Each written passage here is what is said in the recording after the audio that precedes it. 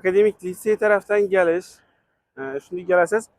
Bir de mal bozorida svetoforu bor. Shuna yetmay burun o'ng qo'l aylanasiz. 800 ay tarafa qarab. Taxminan 200 metr girasiz sanam.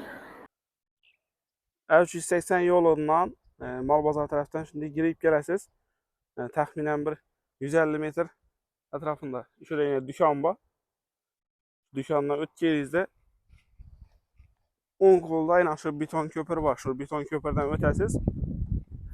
O'tganingizda aynan shu o'ng qo'lda birinchi joy. Yashil shipir. Aynan shu joy sotiladi. Assalomu alaykum, baraka Turkiyol kanali obunachilari, hammangizga xayrli kun. Ushbu ko'rib turgan joylari sotiladi. Qoraqalpog'iston Respublikasi To'rtko'l tumani mol bozorining yonida. Anhorli mahalla fuqarolar yig'ini, Yangi hayot ko'chasi 19-uy.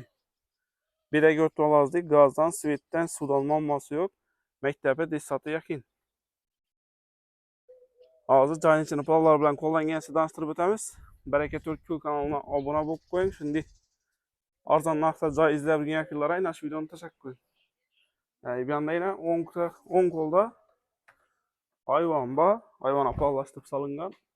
Ağaçlarni ko'rishingiz mumkin, yaxshi etib qo'yilgan. Chap qo'limizda yana bir xona bor edi.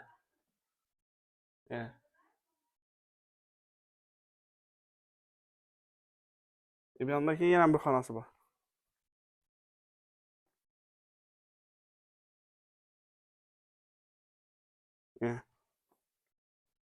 Bu yoqda yana bir xonasi bor. Narxdan vobshe arzon bahada ajoyib deb qo'yilgan. Egasini nomerini videoning sarlavhasida yozib qoldiramiz. Kanalimizda yangi bo'lsangiz obuna bo'lib qo'yishni yoddan chiqarmang. Ajoyib yaxshi yerdan joy olaman deb yurganlar aynan shu videoni tashakkur. Bunday yerdan hamma joy topiladi. Bu yana chorvog'i. Chorvog'ini ko'rishingiz mumkin.